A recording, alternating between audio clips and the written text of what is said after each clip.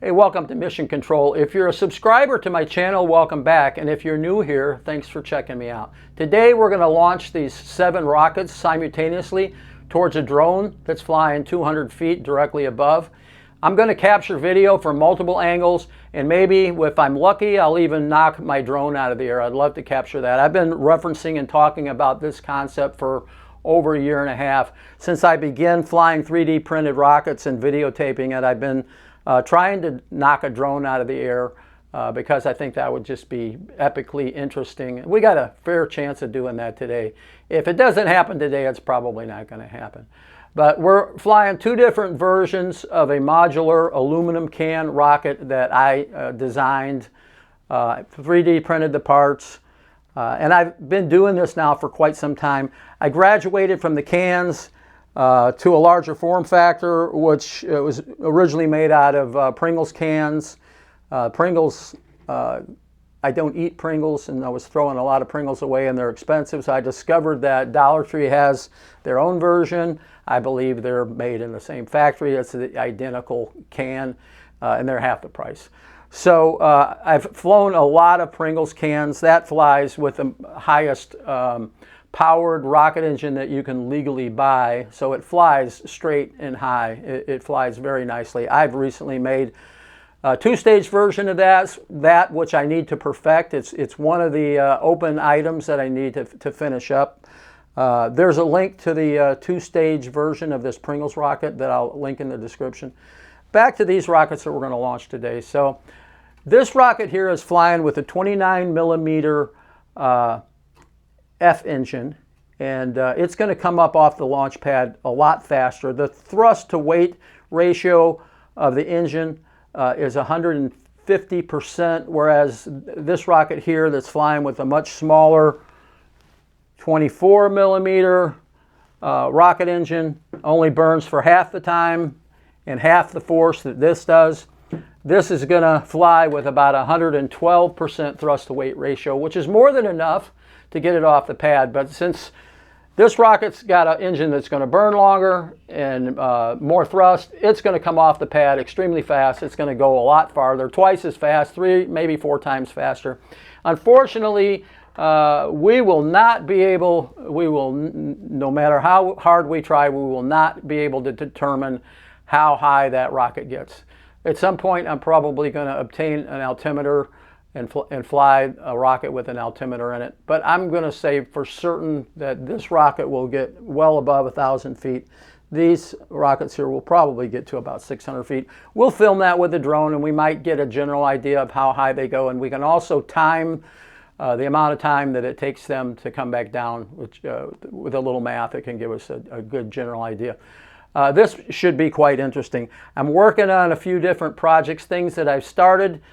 Wasn't happy with the results. I want to go back and do those again, like the 2-stage Pringles can rocket. I recently flew a version of the Pringles can that had an explosive mortar in the midsection. I did a night flight, and that was it was good and bad. It was good because it allowed me to see exactly what happened with the rocket, and I'm going to link that video as well.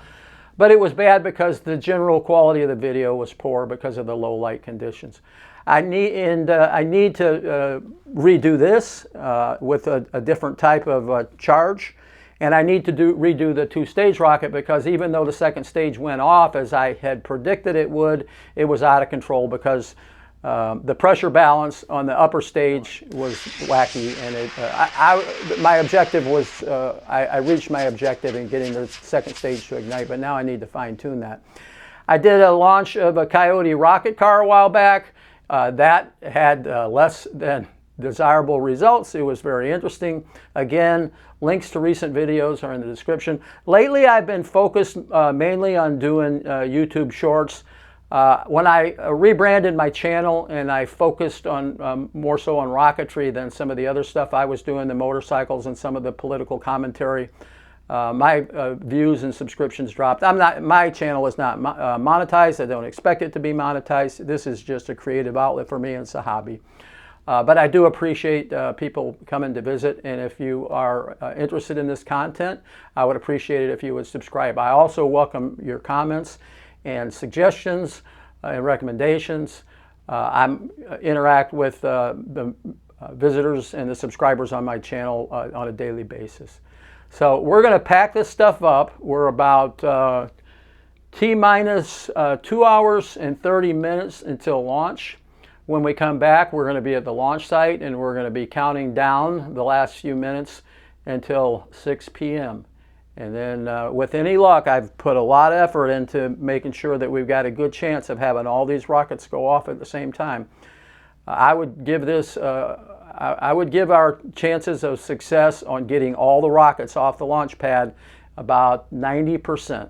There's always a chance we could have a RUD. I've had rockets blow up on the launch stand before. That could certainly happen. Or there's a chance that we could have an electrical issue and one of the rockets, rocket igniters may not launch. But if there's good connections and the rocket igniters launch, I haven't had a failure yet, and I've been flying a lot of rockets. I have not had a failure yet where the igniter ignited and the rocket didn't scream off the launch pad.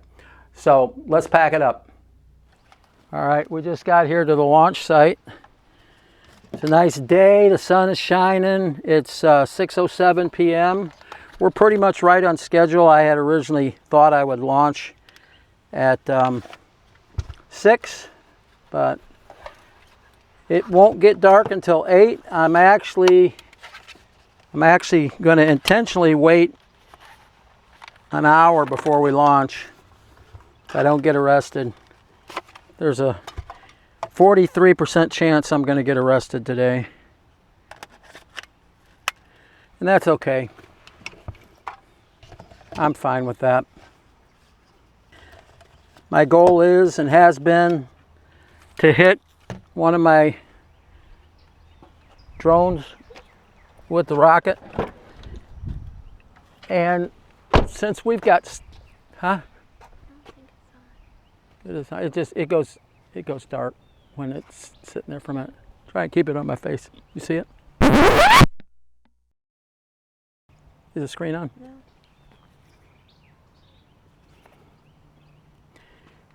All right.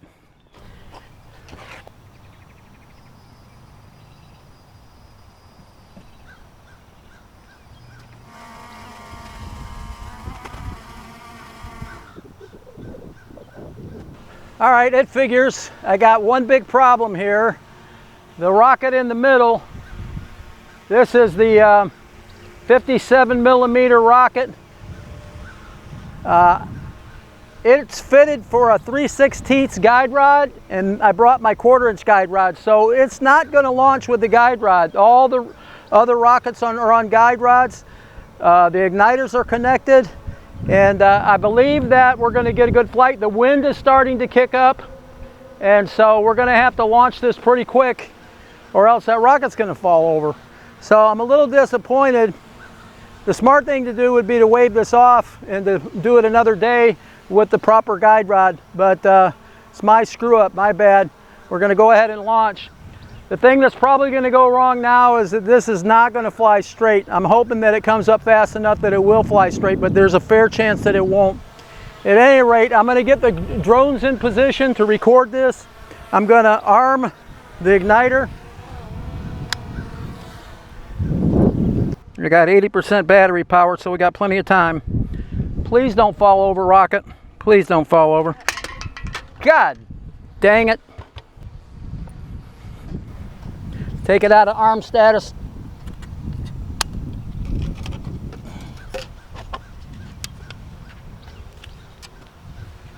Soon as I get this in position, we're going to launch. Too much effort has gone into this to stop now. Okay. We can't wait. All right, you're going to see a lot of rocket exhaust if all of these launch.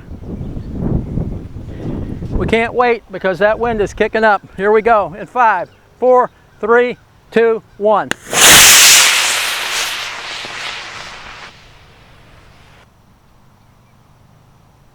Here we go in 5, 4, 3, 2, 1.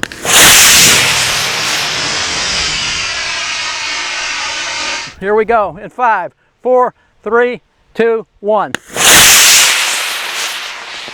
Here we go in 5, 4, 3, 2, 1.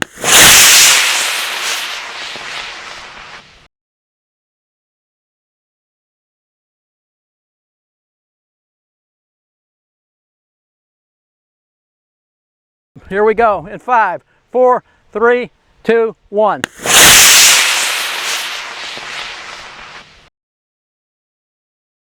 In 5, 4, 3, 2, 1.